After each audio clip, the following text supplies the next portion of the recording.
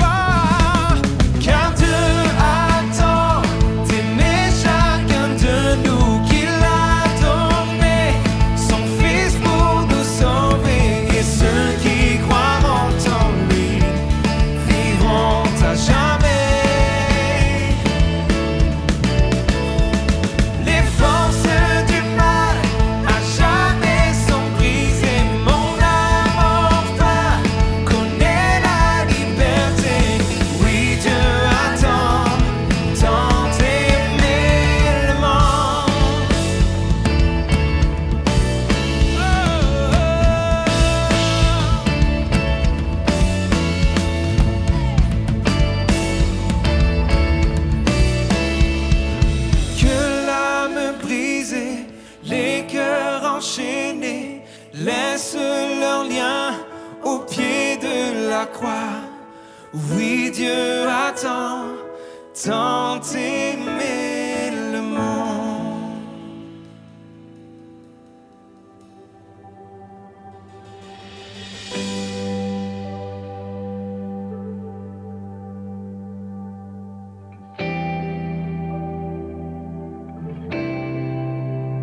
J'ai vu Dieu secourir l'âme assoiffée, son amour inonder le désert.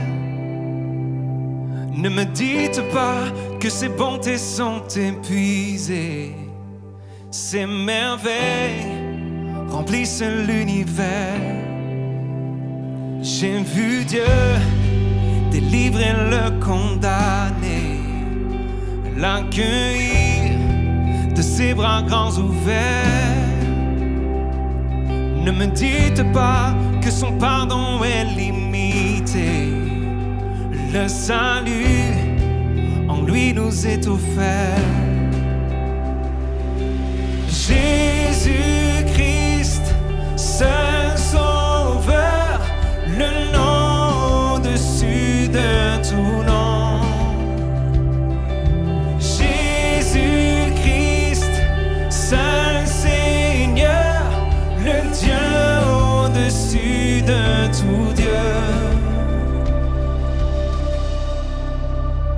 J'ai vu Christ revêtu d'autorité, élevé à la droite du Père. Ne me dites pas que la mort pouvait triompher. Sa puissance a terrassé l'enfer. J'ai vu Christ rassembler ses rachetés, les nommer témoins de sa lumière. Ne me dites pas que son église est dépassée. Son message est l'espoir de la terre. Jésus-Christ, seul sauveur, le nom au-dessus de tout nom. Jésus-Christ, seul Seigneur, le Dieu au-dessus de tout Dieu.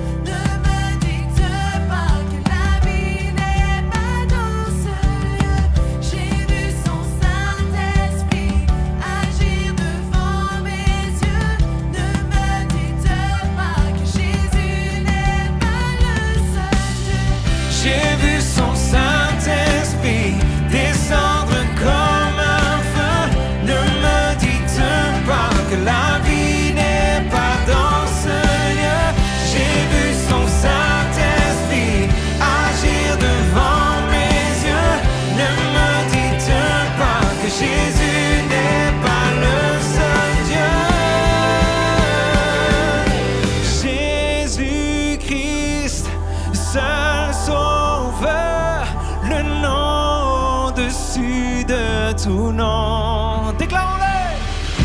Jésus-Christ, seul Seigneur, le Dieu au-dessus de tout Dieu. Oh, oh, oh.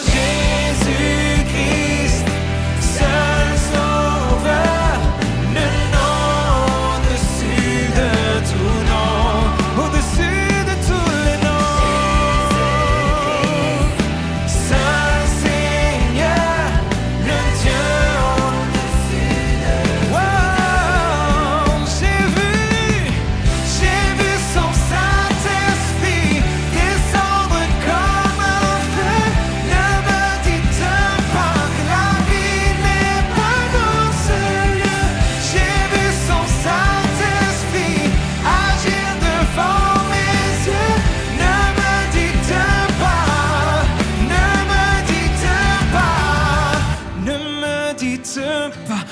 Jésus n'est pas le seul Dieu.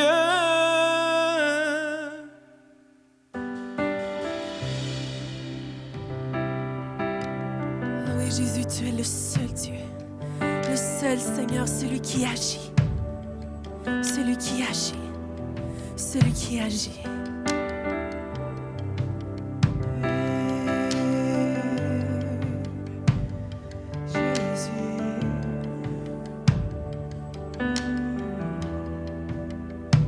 Tu es là, présent parmi nous. Je t'adore, oui, je t'adore. Tu es là, agissant parmi nous. Je t'adore, oui, je t'adore. Tu es là, présent parmi nous. Je t'adore, oui, je t'adore. Tu es là, agissant parmi nous. Je t'adore, oui, je t'adore. Hey, tu traces un chemin au Père des miracles. Tu tiens tes promesses, lumière dans les ténèbres, mon Dieu, c'est ce que tu es. Chante avec moi.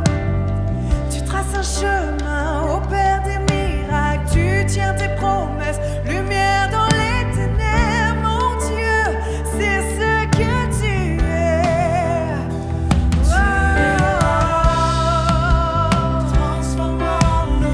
Tu transformes nos vies, Seigneur. Alors nous t'adorons. Oh, tu es là, tu guéris, guérissant nos cœurs. Oui, je t'adore. Oui, je t'adore. Tu es là, transformant nos vies. Je t'adore. Adorons-le ensemble. Je t'adore. Jésus, tu es là, tu restaures les cœurs brisés. Oui, je t'adore. Oui, je t'adore. Tu traces un chemin au Père des miracles. Tu tiens tes promesses, déclare la ténèbres, mon Dieu, c'est ce que tu es. Tu traces un chemin au Père des miracles. Tu tiens tes promesses, lumière dans les ténèbres, mon Dieu, c'est ce que tu es. Tu traces encore, tu traces un chemin au Père des miracles. Tu tiens tes promesses, lumière dans les ténèbres, mon Dieu, c'est ce que tu es. Encore son église déclare, tu traces un chemin au Père des miracles. Tu tiens tes promesses, lumière dans les ténèbres, mon Dieu, c'est ce que tu es. C'est ce que tu es. C'est ce que tu es. C'est ce que tu es. C'est ce que tu es. C'est ce que tu es. C'est ce que tu es. C'est ce que tu es. C'est ce que tu es. C'est ce que tu es. C'est ce que tu es. C'est ce que tu es. C'est ce que tu es. C'est ce que tu es. C'est ce que tu es. C'est ce que tu es. C'est ce que tu es. Oui, ensemble, on déclare. Et quand je ne le vois pas, tu es là. Et quand je ne le sens pas, tu es là. Tu agiras, tu agiras encore. Tu agiras, tu agiras encore. Et quand je ne le vois pas, tu es là. Et quand je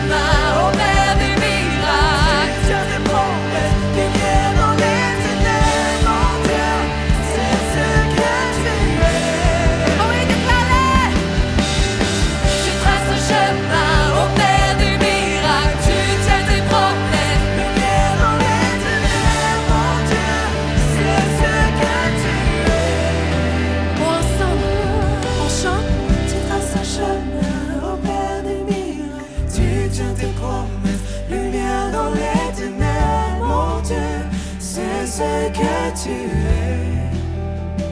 Encore, tu traces un chemin au Père des miracles. Tu tiens tes promesses, lumière dans les ténèbres. Mon Dieu, c'est ce que tu es.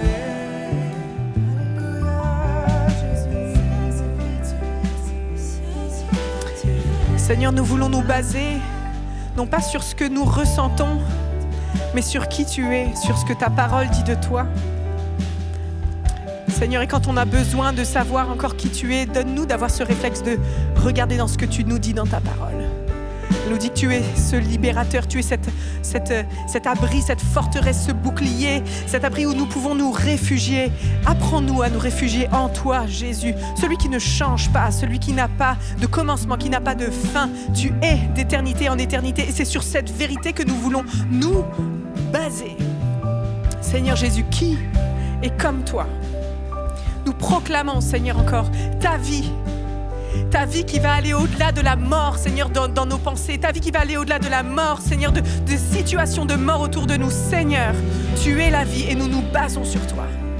Que ton nom soit béni et que ton nom soit glorifié, Éternel Tout-Puissant. En ton nom, j'ai prié. Amen, Jésus. Merci à toute l'équipe Worship pour le temps qu'on peut passer ensemble à louer Dieu, à proclamer son nom, sa bonté, son amour et sa fidélité envers nous. On est heureux que vous soyez connectés avec nous aujourd'hui alors qu'on va passer une belle réunion. Pasteur Claude apporte le message dans quelques instants. L'Église est vivante non seulement en ligne, mais également en présentiel. Alors que toute une équipe de soins pastoraux fait de la relation d'aide toutes les semaines, chaque jour de chaque semaine, avec des personnes soit ici à l'Église, soit virtuellement. Alors n'hésitez pas si vous avez un besoin, nous sommes là pour vous. Nous faisons également des visites de personnes malades dans les hôpitaux. Il y a des pasteurs qui peuvent se déplacer. Nous répondons aussi à vos appels si jamais vous avez besoin de parler à un pasteur, de prier avec quelqu'un, d'avoir de conseils. Nous sommes là pour vous. Alors n'hésitez pas à nous contacter. La semaine dernière, une équipe de Mission Nouvelle Vie est partie avec un camion rempli de denrées alimentaires et des produits de première nécessité pour se rendre jusqu'au village autochtone Manawan. Et c'est Sonia Masso, la responsable de Mission Nouvelle Vie, qui nous donne avec des photos un aperçu de ce qui a pris place là-bas. Elle dit « Manawan est à 3h30 de Montréal. C'est une communauté qui compte 2000 Atikamekw. Nous avons eu une permission spéciale des chefs autochtones pour nous rendre sur la communauté, même en temps de pandémie. La raison était que nous apportions des biens essentiels. Nous avons travaillé avec l'école primaire de 400 enfants ainsi qu'avec la clinique pour les bébés. Nous avons distribué pour une valeur de plus de 25 000 $ les produits comme des habits et des tuques d'hiver, des bas, des articles scolaires, des denrées alimentaires, des produits d'hygiène, des masques, du lait maternisé et des vêtements pour les bébés. La communauté était très enthousiaste de notre visite et nous avons été reçus avec plein de sourires et beaucoup de reconnaissance. Alors on est fiers de Mission Nouvelle Vie. Merci à chaque bénévole qui a donné de son temps et de son énergie pour aller là-bas, leur donner de l'amour et tout ce qu'ils avaient besoin. Encore une fois, cette semaine, on veut vous dire un grand merci pour votre générosité et votre fidélité. À chaque fois que vous décidez de donner à l'Église locale, ça nous permet de soutenir humanitairement comme Mission Nouvelle Vie, mais également localement avec l'organisme Action Nouvelle Vie, qui vient en aide à des milliers de familles par mois avec leur banque alimentaire. Et en ce moment, elle est plus essentielle que jamais. Alors merci pour votre générosité. Vous le savez, à Nouvelle Vie, il y a 3 façons simples et sécuritaires pour donner. Vous pouvez texter le mot « don » au 438-500-3847 ou en allant sur le site don.nouvellevie.com ou en nous écrivant par courriel à don@nouvellevie.com. Merci pour chaque don que vous faites parce qu'ils font une différence. Et avant d'écouter le message de Pasteur Claude qui aujourd'hui nous parle de comment guérir de la colère, on va regarder une vidéo qui nous montre comment Action Nouvelle Vie a dû s'adapter dans les derniers mois à une demande grandissante. On regarde ensemble. Le slogan d'Action Nouvelle Vie prend tout son sens depuis quelques semaines. En action, ensemble, c'est ce que nous faisons. Nous traversons vraiment une période qui est difficile. C'est du jamais vu. Les demandes sont immenses. Depuis le début de la pandémie, nous avons complètement changé notre façon de faire. Présentement, ce sont notre équipe ainsi que des précieux bénévoles qui se mobilisent afin de faire les paniers pour les familles.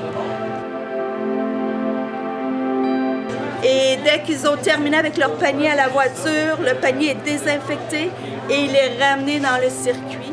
Et même au niveau des bénévoles, des employés, tout le monde, c'est la prise de température le matin. On continue d'aider les gens qu'on aidait déjà, les familles qu'on aidait déjà. Et avec cette pandémie qui nous frappe, c'est encore plus difficile pour eux, mais aussi on reçoit des demandes de personnes qui n'ont jamais demandé de l'aide avant. Et toute la semaine, on a distribué des paniers. Juste cette semaine, on aide plus de 1000 familles. Et c'est tellement touchant de voir cet élan de générosité. J'étais dans le stationnement lors de la dernière distribution et il y avait même des mères de familles monoparentales qui pleuraient tellement qu'elles étaient touchées.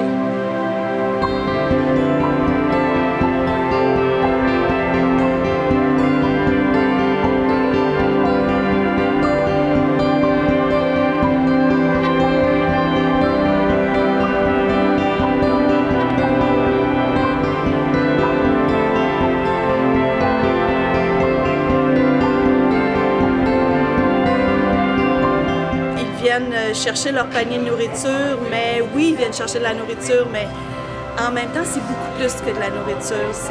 C'est de l'espoir qu'ils viennent chercher. C'est toute la communauté qui se met ensemble pour les aider et tout cet amour-là, je pense vraiment que chaque famille peut vraiment la ressentir et ça fait vraiment toute la différence. Je sais que cette crise n'est pas facile pour personne et qu'elle nous frappe tous de plein fouet, mais vous voyez les demandes, vous voyez les nombreuses familles qui viennent demander de l'aide et ce sont des milliers de familles que nous allons aider pendant la crise.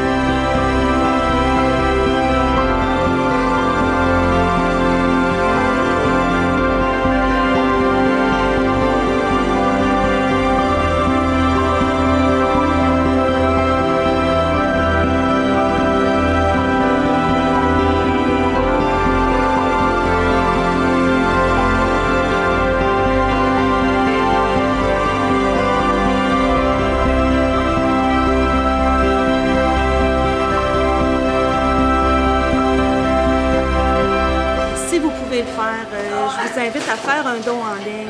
Vous pouvez aller à actionnv.com et c'est vraiment grâce à votre générosité et votre soutien que nous allons pouvoir continuer notre mission et vraiment venir en aide à toutes ces familles. Merci du plus profond du cœur pour votre générosité.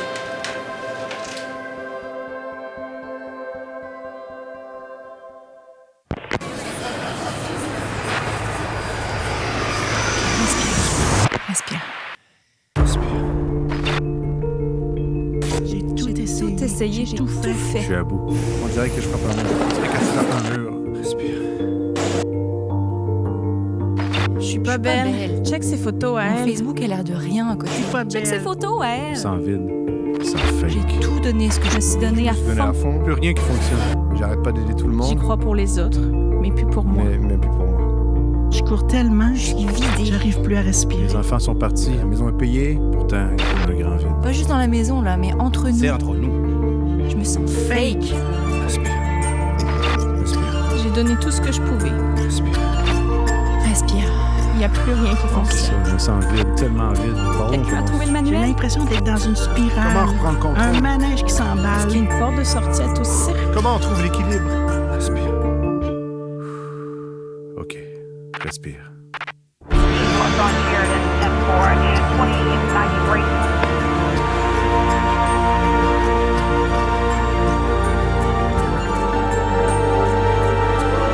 J'ai tout fait.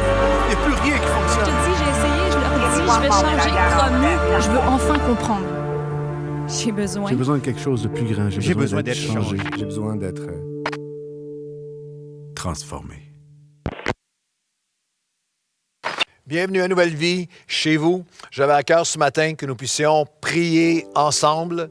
Ma maison sera appelée une maison de prière et alors qu'il y a des élections historiques qui vont prendre place aux États-Unis dans quelques jours, élections qui vont avoir un impact non seulement chez nos amis du Sud, non seulement chez nos amis américains, mais un impact chez nous, au Canada, au Québec et même mondialement. Et la Bible nous appelle, 1 Timothée, chapitre 2, « J'exhorte donc, avant toute chose, à faire des prières, des supplications, des requêtes, des actions de grâce pour tous les hommes, pour les rois et pour tous ceux qui sont élevés en autorité, afin que nous menions une vie paisible et tranquille, en toute piété et honnêteté, car cela est bon et agréable devant Dieu, qui veut que tous les hommes soient sauvés et parviennent à la connaissance de la vérité. Je veux donc que les hommes prient en tout lieu, en élevant des mains pures, sans colère, ni mauvaise pensée. C'est ainsi que nous allons prier. Joignez-vous à moi. Nous allons prier ensemble ce matin. Seigneur, nous prions pour cette élection historique, cette élection américaine avec des répercussions mondiales. Nous te prions que ta volonté puisse s'accomplir. Tu dis que les rois, ta parole nous dit, nous rappelle que tu es souverain du début à la fin des temps, que tous les rois de toutes les époques sont comme de l'eau dans tes mains. Alors nous te prions, Seigneur, selon tes plans, ta volonté, tes désirs, tes desseins parfait dans cette saison, Seigneur, que tu puisses accomplir ta volonté. Nous prions pour des élections paisibles. Nous prions qu'il y ait de la paix. Nous prions pour que des hommes et des femmes qui aiment ta parole, qui ont tes convictions, qui ont, Seigneur, ta parole, ton cœur, puissent être élus. Nous prions, Seigneur, pour ton Église aux États-Unis, qu'elle puisse, ton corps, l'Église chrétienne, qu'elle puisse refléter le cœur de Christ, qu'elle puisse refléter qui tu es.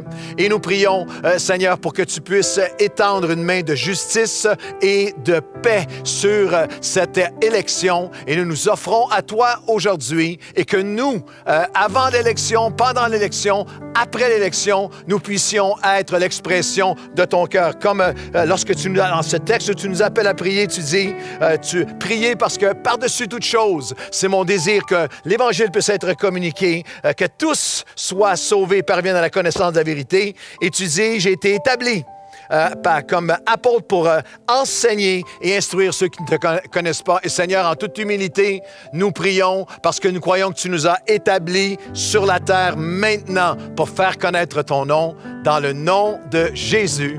Amen et Amen. Bienvenue à Nouvelle Vie chez vous. Bienvenue à notre série Transformée. Et un message aujourd'hui, première de 2 parties. Transformée, comment guérir de la colère. Comment guérir de la colère. Je vais commencer le message avec 2 citations de A.W. Tozer, un de mes auteurs favoris, qui est la première qui dit « Laissez les morceaux brisés, irréversibles du passé, entre les mains, dans les mains de Dieu et entrer dans l'invincible et illimité futur avec lui. » La deuxième citation, « Certains disent que nous sommes en partie le produit de nos passés, mais avec Jésus, nous ne sommes jamais prisonniers de nos passés. » Nous pouvons être transformés et nous pouvons guérir de la colère. Comment guérir de la colère en cette année de pandémie 2020 où la colère est partout autour de nous? Colère sociale, colère et violence dans les rues des grandes villes des États-Unis et du monde. Colère sur l'utilisation du mot qui commence par N ou l'utilisation du mot qui commence par I. Colère politique, colère sociale, colère contre les restrictions sanitaires, colère contre les gouvernements, colère politique, colère instrumentalisée, colère dans l'actualité, dans les manchettes. Des manchettes comme celle-ci se multiplient. Virus, les restrictions s'étendent en Europe et provoquant une colère croissante. Patrick Lagacé, qui est l'animateur à 98.5 ici au Québec, de l'émission de Retour à la maison la plus écoutée, le Québec maintenant, a dit ceci récemment, j'étais dans ma voiture, puis je l'écoutais alors qu'il a dit « Dans toutes mes années de journalisme, je n'ai jamais ressenti une colère si généralisée au Québec.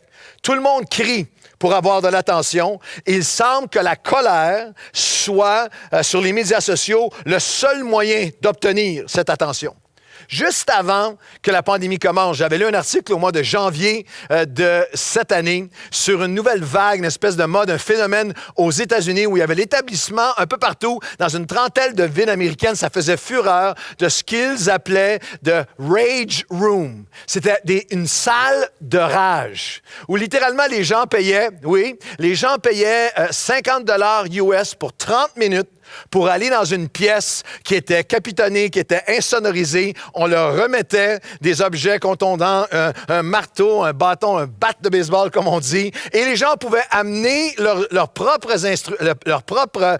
choses à briser ou d'autres personnes où on leur en fournissait. Alors, les gens amenaient leurs propres éléments à briser, amenaient un ordi, amenaient un téléphone, déchiraient quelque chose, s'enfermaient pendant 30 minutes et juste rageaient, cassaient, démolissaient. Rage room, une salle de rage.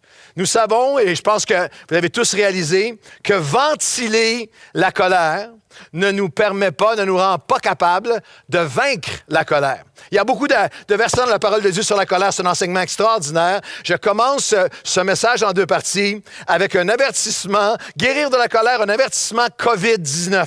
Oui. Ça a été écrit il y a presque 3000 ans, mais un avertissement COVID-19 trouvé dans le Proverbe 14, les versets 14 à 17. Celui dont le cœur s'égare ne se nourrit que de ses propres voix. Il croit tout ce qu'on lui dit. Écoute, seulement ses propres sites sur le web, c'est ceux qui nourrissent son opinion. Mais l'homme prudent fait attention à ce qu'il écoute. Le sage a de la retenue. Il se détourne de ce qui lui fait du mal. Celui qui est prompt à la colère fait des folies.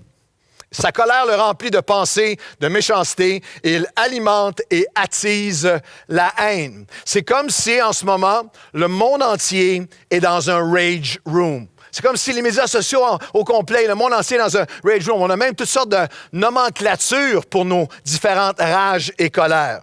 On a tous entendu parler et tous utilisé l'expression la rage au volant. La rage contre les cônes oranges, si vous êtes Montréalais, vous comprenez. Rage contre les bouchons de circulation. Rage de stationnement de Costco. Rage contre les cyclistes. Rage des cyclistes contre les automobilistes. Rage en ligne. Rage sur les médias sociaux. Rage religieuse. Rage politique. Rage contre la gauche. Rage contre la droite. Rage COVID. Rage mesures sanitaires. Rage confinement. Rage stratégique. Un des livres les plus vendus cet automne 2020 est le best-seller par l'auteur Bob Woodward aux États-Unis. Il est gagnant de 2 prix Pulitzer. Il a pour le meilleur travail journalistique. Il a plus de 30 best-sellers à son article. Et il a écrit un livre qui dépeint la scène politique en 2020 à l'aube des élections aux États-Unis. Et son titre, c'est Rage. Rage. Et Woodward, page après page, décrit l'état de rage dans lequel nous nous retrouvons aujourd'hui, dans l'éthos populaire. Alors, question et confession. Pouvons-nous, ensemble, admettre qu'il y a dans le livre de nos vies, de nos relations, de nos émotions, des chambres secrètes de nos cœurs, nous aussi, des pages avec comme titre rage ou colère? C'est pour ça qu'on va y consacrer 2 messages, comment guérir de la colère. Nous allons y consacrer le message aujourd'hui, le prochain, mais aussi les prochains cafés matinaux des prochaines semaines, dès demain matin à 9h, lundi, mercredi, vendredi pour les prochains 2 semaines. Nous allons regarder ensemble comment vaincre et renverser et guérir de la colère envers les autres, la colère envers moi-même. Honte, rejet, remords, culpabilisation, culpabilité, abaissement de soi. Comment vaincre la colère envers les autres, envers soi-même? Comment vaincre la colère envers Dieu? Sujet tabou, s'il en est un, mais pourtant bien réel à un moment ou un autre de notre vie. Colère envers Dieu. Pourquoi, Seigneur?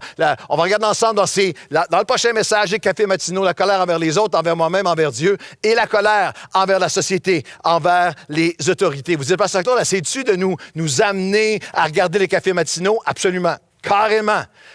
Pour tous ceux d'entre vous qui vous nourrissez 1 fois par semaine, un message de 40 minutes le dimanche matin et rien pendant la semaine, venez vous joindre à nous et aux dizaines de milliers à travers la Franco qui viennent se nourrir de la parole de Dieu toute la semaine. Alors, les cafés matinaux vont nourrir. On va continuer dès demain matin dans le pratique, dans le comment. Et dans nos 2 messages, nous allons regarder ensemble à 4 grands thèmes. Ensemble, on commence ce matin. Et il va y avoir 4 grands thèmes. Le pouvoir destructeur de la colère. Les premiers pas pour être délivré de la colère. Dans le prochain message, les perspectives et délimitations bibliques de la colère et le plan pratique et les décisions pour guérir de la colère. On ne peut pas guérir de la colère sans en mesurer vraiment le pouvoir destructeur. Le pouvoir destructeur de la colère. Proverbe 14, 29 et 15, 1. Celui qui est lent à la colère fait preuve d'une grande intelligence, mais celui qui est prompt à se laisser emporter étale sa sottise, se donne en spectacle de son idiotie, fait des choses tellement stupides qu'il regrettera longtemps. Une réponse douce calme la fureur, mais une parole dure excite la colère. La langue douce est un arbre de vie, mais la langue, les propos, l'attitude, le cœur, l'abondance du cœur qui devient les paroles colériques brisent l'âme. Le pouvoir destructeur de la colère. L'expression « lent à la colère » va revenir dans cet enseignement parce que c'est très important que vous compreniez que la Bible n'est pas contre la colère. La Bible n'enseigne pas l'absence de colère. Dans le prochain message, on va voir ensemble les perspectives et délimitations bibliques de la colère. La Bible n'enseigne pas que c'est même un péché de ne jamais être en colère. La Bible nous enseigne surtout de ne jamais être en colère, mais d'être lent à la colère. Il y a un type de colère qui attaque, qui abaisse, qui abuse, qui abîme les gens, mais il y a une colère qui est enracinée dans l'amour pour bâtir, pour apaiser. Il y a une colère. Si tu ne te mets jamais en colère, c'est que tu n'aimes rien. L'opposé de l'amour n'est pas la colère, c'est la haine et c'est l'indifférence. La colère peut être un mouvement. En mouvement, la colère peut être l'amour en mouvement contre ce qui menace quelqu'un ou quelque chose que tu aimes. Il y a des colères qui provoquent des changements, qui provoquent l'amour, qui provoquent de bâtir, qui provoquent un combat, qui provoquent paradoxalement l'apaisement. On va regarder ensemble. C'est pour ça que la Bible dit, lorsque vous vous mettez en colère, ne péchez point. Et vous dites, comment est-ce qu'on va faire ça? Excellente question, demain matin, dans les cafés matinaux, mais aussi lors du prochain message, on va le regarder ensemble. Le pouvoir destructeur de la colère, le colérique, étale sa folie, sa stupidité. Parce que la colère brise l'âme. Si tu ne veux pas avorter l'œuvre de transformation de Dieu en toi, tu dois apprendre à identifier. Tu dois apprendre à identifier, à admettre, à reconnaître et à développer ta capacité à gérer, à contrôler et à renverser la colère. La colère, c'est la dynamite de l'âme. Les colères font exploser les choses. La colère lance des mots comme des poignards. Elle distorsionne nos perspectives. La colère nous fait dire, penser, agir, faire des choses qui sont les plus stupides, les plus insensées, les choses qu'on regrette tellement. Et par la suite, l'orgueil nous fait en sorte qu'on refuse de l'admettre. La colère nous transporte dans l'irrationnel, fait de nous des insensés. La colère n'apprend rien d'hier. Elle n'accepte aucune sagesse aujourd'hui. Et elle est aveugle à toute conséquence pour demain de l'œuvre de la colère qui explose. La colère nous rend tellement petits, elle nous réduit, elle nous diminue.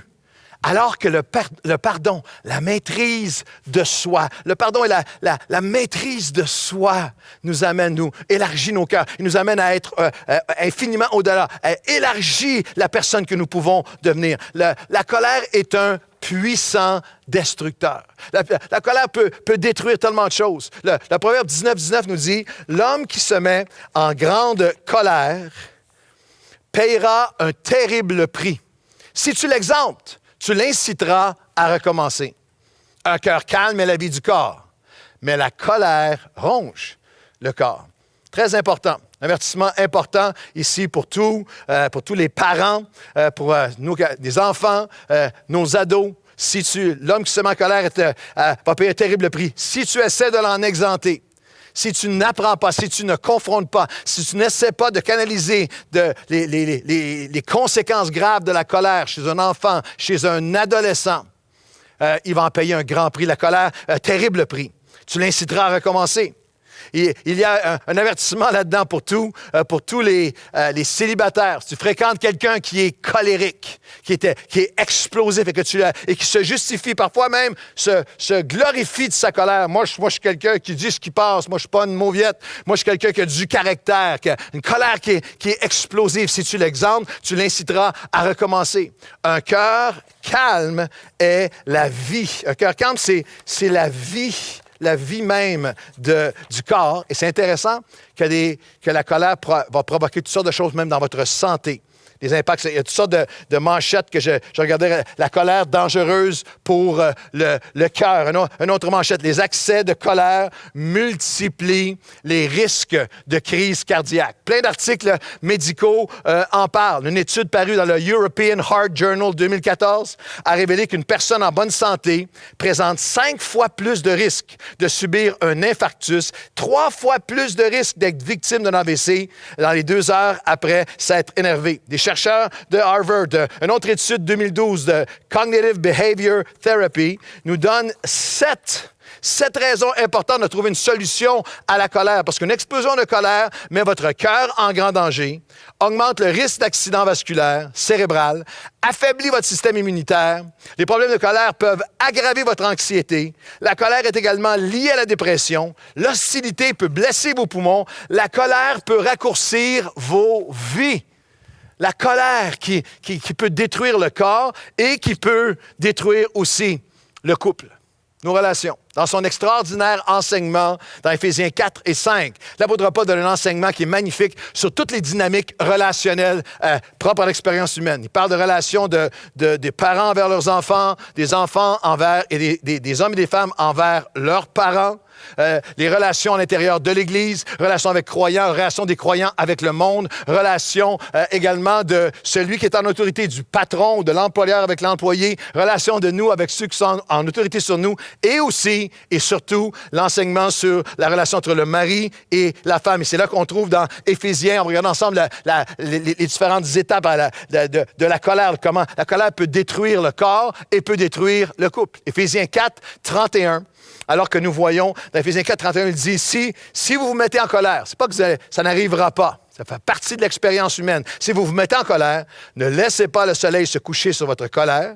Ne donnez pas accès à l'ennemi. N'attristez pas l'esprit.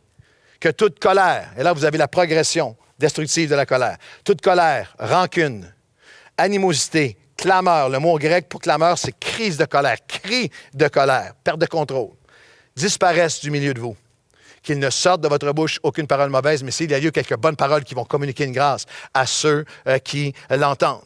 Il y a un portrait spirituel pour le couple, que la colère qui est au-delà de ce qu'on peut imaginer, dans sa capacité destructive, que la colère, littéralement, fait 2 choses.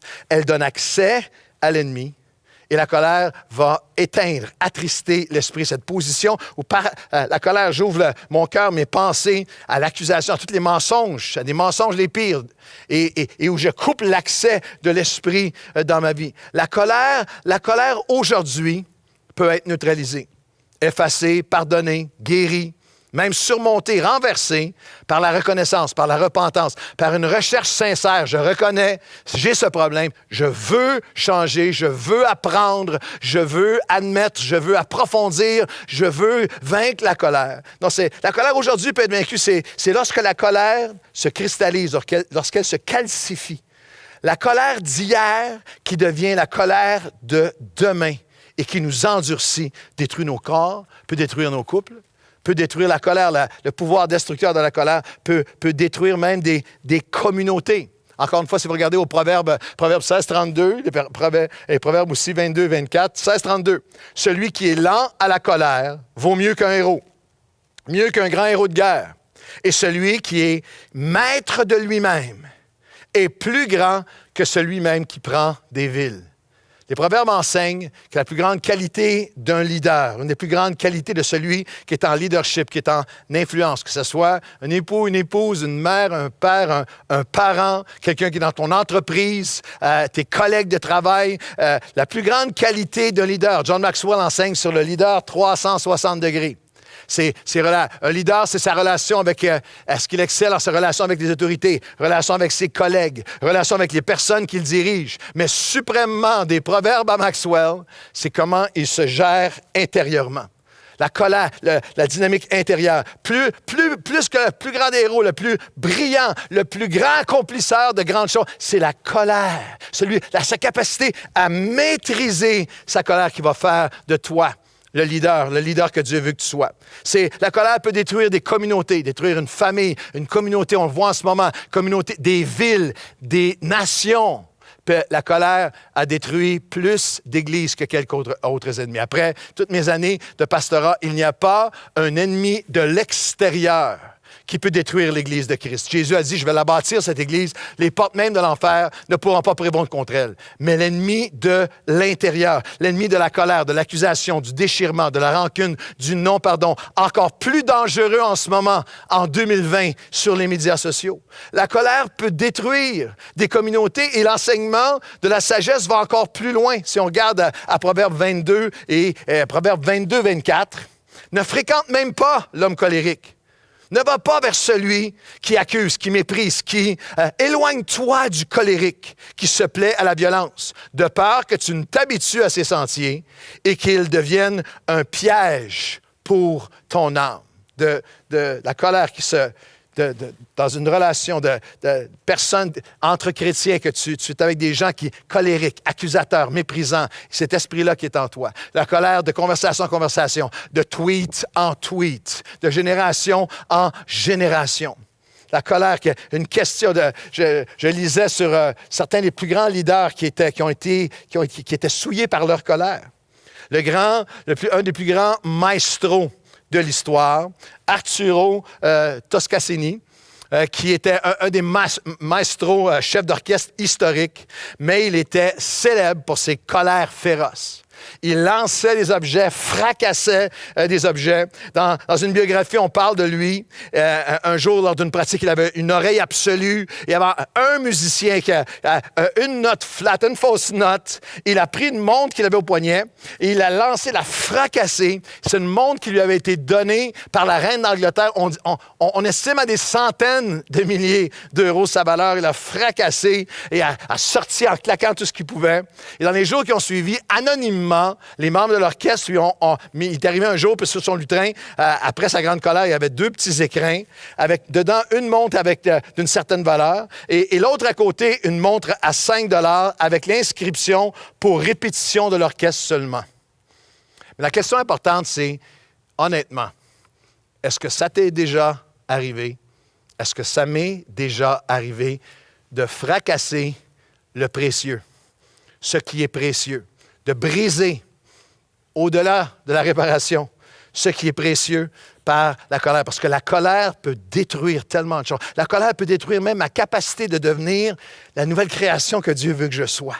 Jacques 1, 18 à 20, sachez-le, mes bien-aimés, il nous a engendrés par sa volonté, par la parole de vérité, pour que nous soyons en quelque sorte des exemples, des modèles de ces nouvelles créations. C'est ce que Dieu veut pour toi et pour moi. Ainsi donc, une des façons les plus marquantes par lesquelles tu vas être un témoignage ou non pour Dieu. Ainsi donc, que tout homme soit lent à se mettre en colère, car la colère de l'homme n'accomplit jamais les desseins ou les plans ou la volonté de Dieu. Wow! Nous avons été engendrés pour devenir.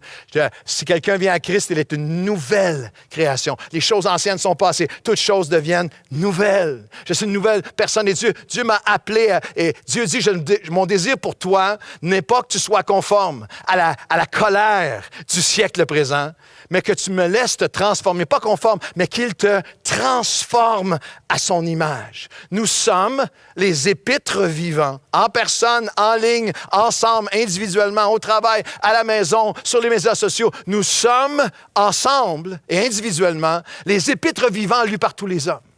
Et c'est la question de l'esprit pour moi aujourd'hui pendant cette pandémie. Quelle vision, quelle version de Dieu l'épître de ma vie donne-t-il à lire à ceux qui m'entourent?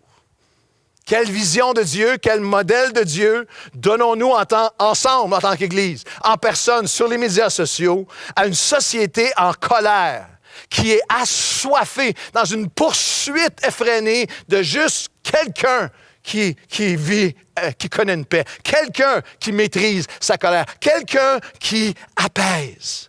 La colère peut nous dévaster, peut même détruire peu à peu notre communion. Non seulement notre corps, notre couple, notre communauté, notre capacité à devenir, à briller comme les nouvelles créations qu'il veut que nous soyons, mais littéralement notre communion avec Dieu, avec notre Créateur. Hébreux 3, 12, 13.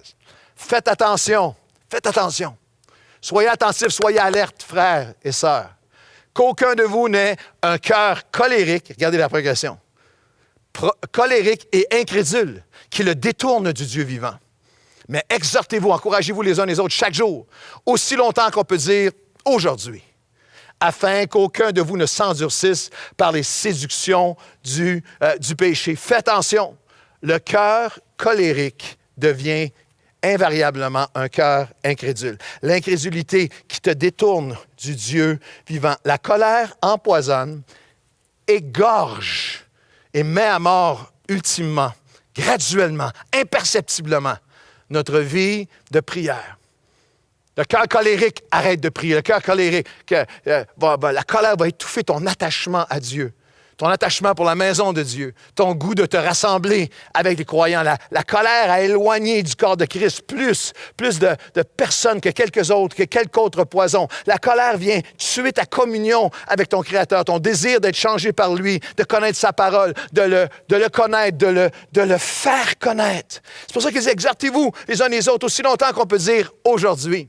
Et c'est mon rêve, c'est ma vision, c'est ma passion.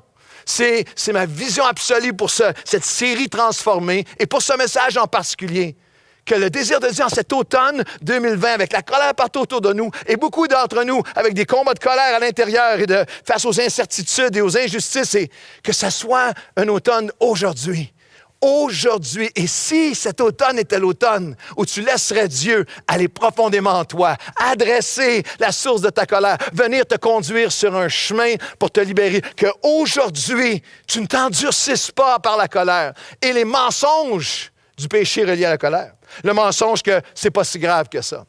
Je suis fait comme ça. Je peux pas changer. Le mensonge de c'est plus fort que moi. Le mensonge de mon père était comme ça, je suis aussi. Le mensonge de mon passé est trop lourd, je peux pas changer. Je suis pas capable de me contrôler. Ou le mensonge de c'est trop tard pour moi. Dieu peut plus rien faire avec moi. Je suis allé trop loin. J'ai trop bousillé par la colère.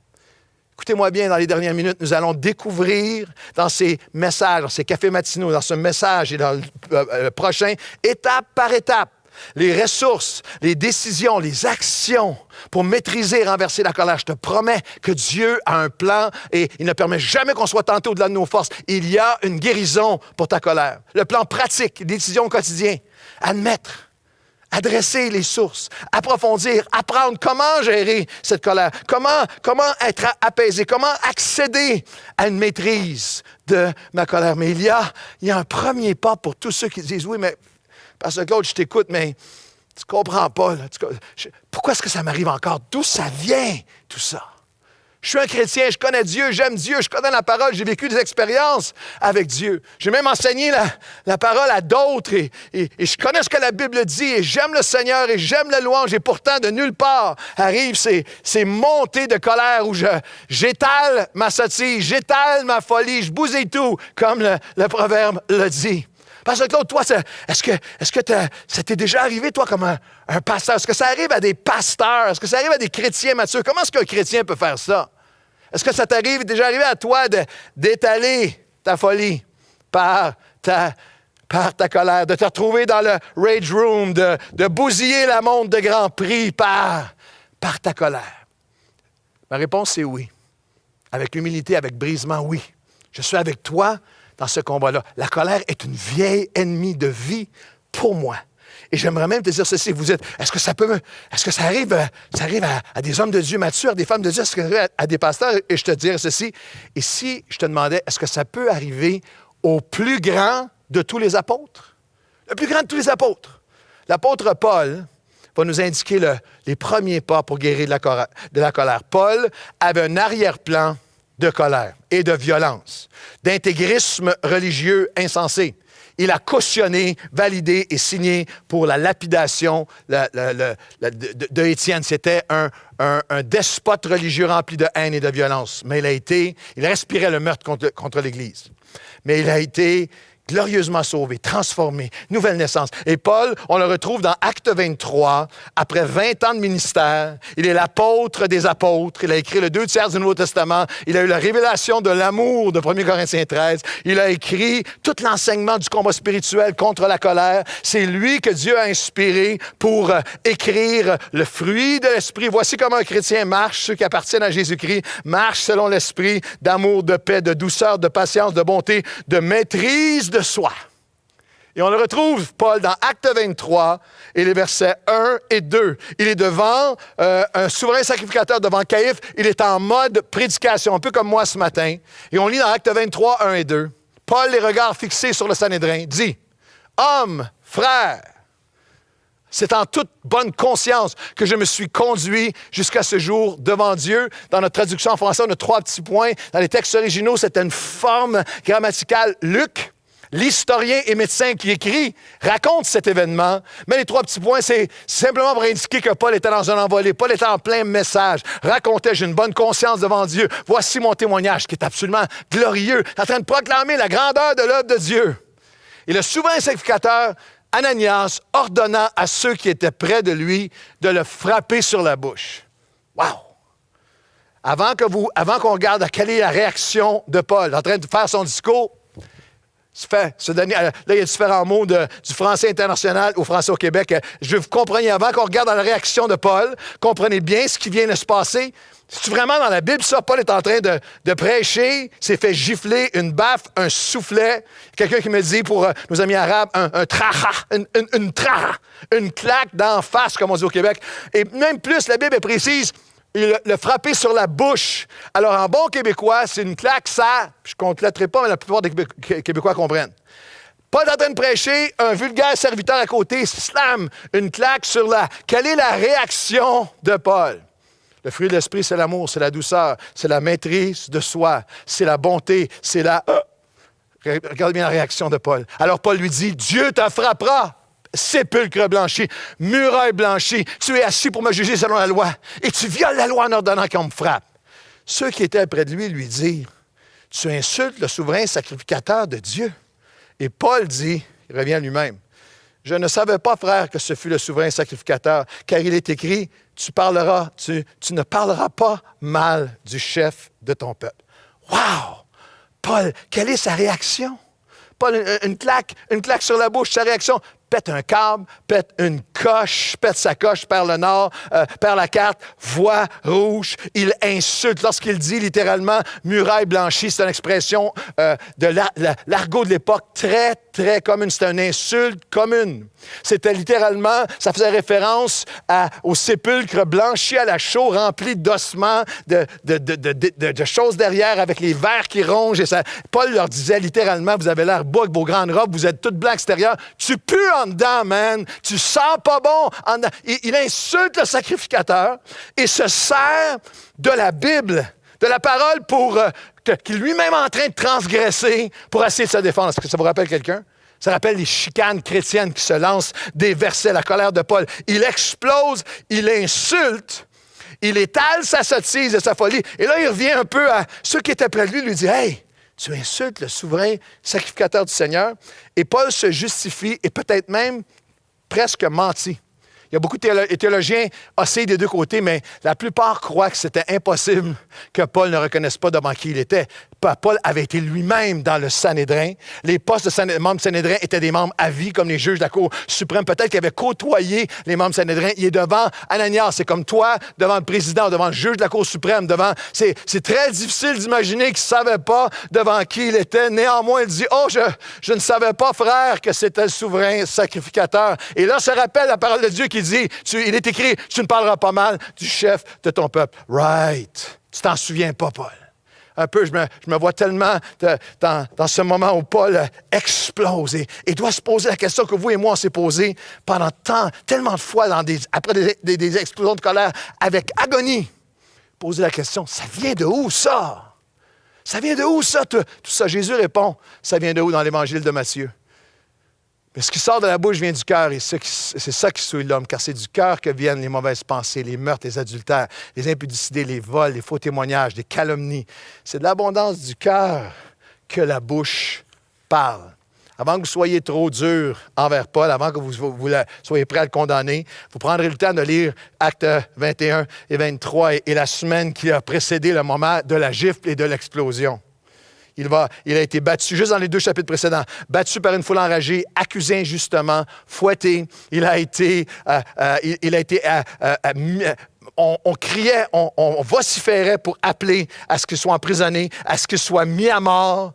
Il est privé de sommeil et de nourriture. Il essaie désespérément de se défendre. Il est exposé au fouet. Il est finalement lié dans une cellule menacée jusqu'à ce qu'il comparaisse devant Ananias et qu'un serviteur vienne le gifler. Et peut-être que vous aussi, vous savez c'est quoi d'avoir ces gifles. Peut-être que vous aussi, vous savez c'est quoi d'avoir la claque d'en face qui provoque une colère. Des fois, c'est la gifle, je ne parle pas physiquement parce qu'il y a des gifles qui nous font exploser dans des colères verbales extérieures, puis il y a d'autres colères qui sont intérieures, qui sont sourdes, qui sont un tourment intérieur. La gifle de parole et d'action d'un fils ou d'une fille qui blesse, qui déçoit. La gifle d'être accusé injustement, la gifle d'un divorce, la gifle d'une faillite. La gifle de l'injustice, la gifle de la discrimination.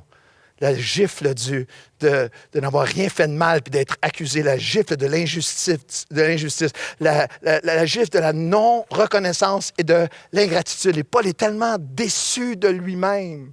Je peux l'imaginer dans sa cellule dire « C'est fini, j'ai tout bousillé. C'était mon moment. Je comparaissais devant ceux avec qui j'étais avant. Il m'avait connu comme le colérique meurtrier. Et là, je proclame partout dans tous les royaumes et les villes depuis 2 décennies la grandeur de Dieu qui a transformé mon cœur. Et là, j'ai une opportunité. Puis pour une gifle, j'ai ruiné mon témoignage. C'est terminé. C'est fini pour moi. Ça c'est l'état de Paul, entouré de... La Bible nous dit, les 2 derniers versets, qu'il y avait partout autour de lui, il y avait une grande clameur, une foule en colère, qui s'engageait dans un vif débat. C'est comme le monde dans lequel nous sommes en 2020.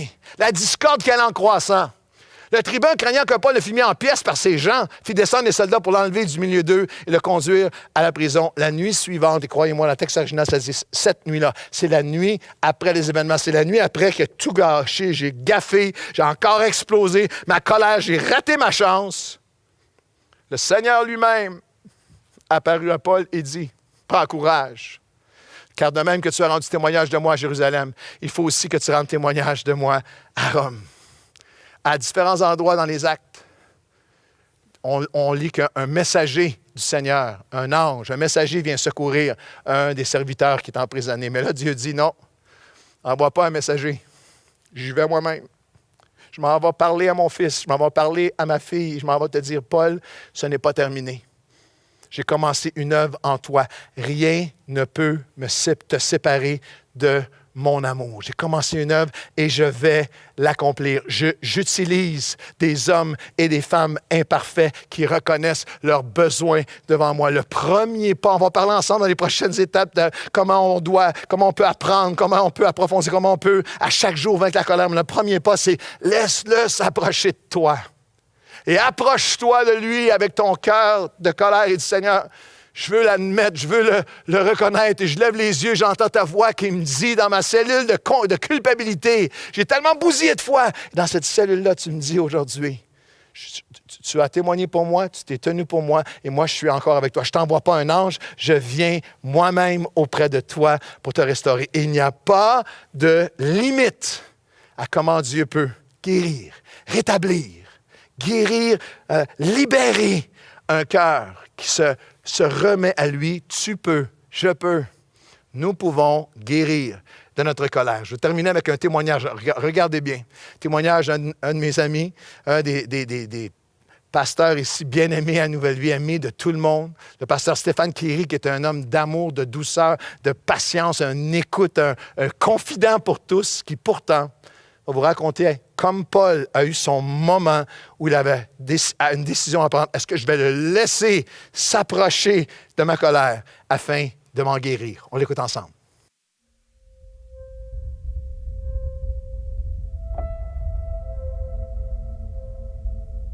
Stéphane Kéry d'hier, c'est pas le Stéphane Kéry d'aujourd'hui. ça fait 37 ans que je connais le Seigneur, puis ça fait 37 ans que je suis marié. Alors, il s'en est passé des choses avant les 37 ans où Stéphane Kéry voulait faire un hockeyeur. Sa vie, c'était de vouloir faire un hockeyeur. Alors, mon père voulait pas que je fasse un boxeur, lui qui avait été boxeur. Alors, moi, j'ai grandi dans le milieu de la boxe. Mon entraînement de hockey, c'était la boxe. Mon père était quand même quelqu'un de généreux, un cœur gros comme ça, qui prenait beaucoup de voir prendre soin des gens autour de lui. il y avait ce caractère soupe au lait, comme on dit, ou ce caractère qui m'a sûrement transmis. Et puis, je disais toujours, je veux pas être comme ça. Je veux pas être comme ça. Je veux pas. Comment je vais faire pour ne pas être comme ça? Et si quelqu'un me disait, t'es bien comme ton père. Ça, j'aimais pas ça. Pas parce que j'aimais pas mon père, parce que c'est une facette de mon père que j'aimais pas, parce qu'il pouvait autant exploser, puis après ça, te prendre dans ses bras. On appelle ça un soupe au lait, mais je voulais pas ça. Je voulais pas ça, mais j'étais ça. C'est ce que j'étais. C'est ce que j'étais. La problématique est arrivée quand je me suis marié, moi. Ce qui est arrivé, c'est que à un moment donné, ça faisait quelques années qu'on était mariés, on avait les enfants, c'était des pinottes, ils étaient tout petites. Et puis j'avais quand même des fois, j'avais des sauts d'humeur où il n'y avait pas de bonne raison valable pour que je me fâche autant. Et c'était jamais envers mes enfants ou envers ma femme. Jamais j'ai pensé un seul instant toucher à ma femme ou toucher à mes enfants. Zéro. Ça, jamais. Sauf qu'il n'y avait rien de matériel pour moi qui avait de la valeur. Quand je me fâchais, je pouvais mettre un poing à travers un mur, je pouvais briser n'importe quoi. Puis un soir, j'ai claqué, quand je parle de ça, j'en suis pas fier, là, mais j'ai claqué une lampe. J'ai complètement frappé une lampe. Et moi, j'ai pas remarqué qu'une de mes filles avait vu ce que j'avais fait. Et c'était Mylène.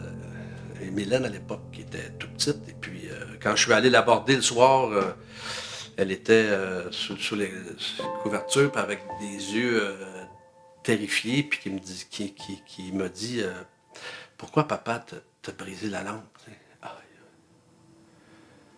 J'ai dit là, j'ai dit quand Mylène m'a dit ça, là, avec ses yeux, quand on parle que je suis pas capable d'accepter ou de voir quelqu'un qui est terrifié, là, mais là, c'était ma fille. Là. La terreur dans les yeux de ma fille, là, c'est moi qui l'avais causée. Ouais. C'est moi qui avais causé cette terreur-là. Puis c'est là que tu files cheap, là, tu files... je préférais mourir. Ah non, j'ai dit, je vais pas être ça, moi. Non. Et Dieu a entendu le cri. Je te dis, ce soir-là, j'avais même pas peur. J'ai dit, tu me tues ou tu me délivres.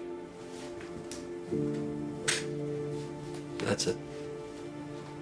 Mais on va pas continuer sur ce chemin-là.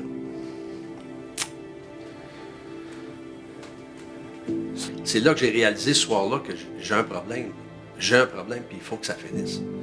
Pour moi, ça a été une transformation drastique ce soir-là. Drastique. Transformé par la grâce de Dieu, transformé par la puissance du Saint-Esprit. Dieu a fait un miracle extraordinaire. Le joueur de hockey que je voulais devenir est devenu un pasteur. Et puis jamais j'avais pensé un jour devenir pasteur. Mais comme je dis souvent, j'ai troqué mon bâton de hockey pour la Bible. C'est hallucinant qu'est-ce que Dieu peut faire lorsqu'il transforme quelqu'un. Je chantais pas. J'étais un sportif. C'était un sportif. Moi, c'était le sport. C'était pas la musique, c'était pas le chant, c'était pas rien de ça. Alors que je me servais de mes poings pour d'autres choses, aujourd'hui, je me sers de mes mains pour jouer de la guitare, pour louer le Seigneur, pour adorer le Seigneur. Il y a juste Dieu qui peut faire ça. Quel témoignage extraordinaire. Et Dieu veut écrire ton témoignage aujourd'hui. Permettez-moi de prier avec vous maintenant. Seigneur, ce que tu as fait dans la vie de Stéphane et par le fruit de ton œuvre en lui, de toute sa famille. Seigneur, sur des générations, tu as changé le cours de l'histoire de sa vie parce que tu es le Dieu qui peut nous guérir, nous transformer, d'un cœur colérique à un cœur qui trouve le calme et qui trouve la paix. Alors, je prie pour chaque personne, chaque homme ou femme au son de ma voix. Aujourd'hui, nous te remettons nos cœurs. Nous te laissons t'approcher. Si la colère avait menacé, mais même nos corps, notre santé, nos couples, notre communauté, notre famille, notre témoignage, notre communion avec toi, aujourd'hui, nous venons à toi. Quel réconfort, quel soulagement, quelle libération. Seigneur, tu viens directement à nous aujourd'hui. Tu dis, là où tu es, je vais te prendre, je vais te façonner, je vais te guérir. Alors aujourd'hui, nous nous offrons à toi, nous admettons notre besoin de guérison de la colère et nous voulons apprendre de toi dans le nom de Jésus.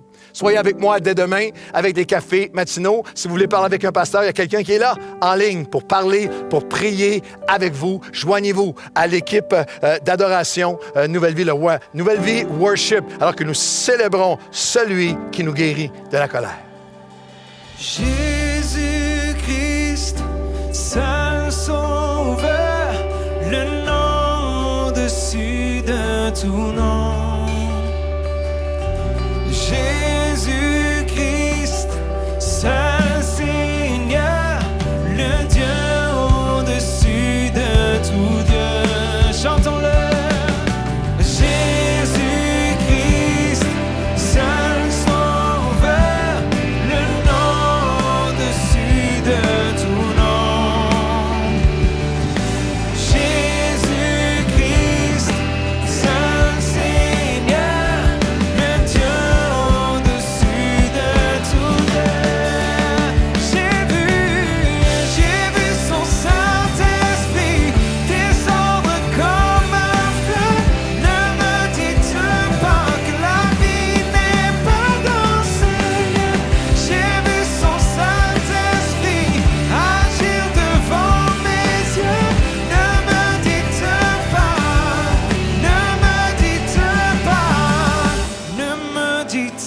pas que Jésus n'est pas le seul Dieu. Merci d'avoir été avec nous ce matin. J'espère que vous avez été ressourcés et renouvelés dans la présence de Dieu. Si vous avez besoin de discuter avec un pasteur ou vous avez besoin de prière, rendez-vous au live.nouvellevie.com où une équipe est là pour prendre soin de vous ce matin.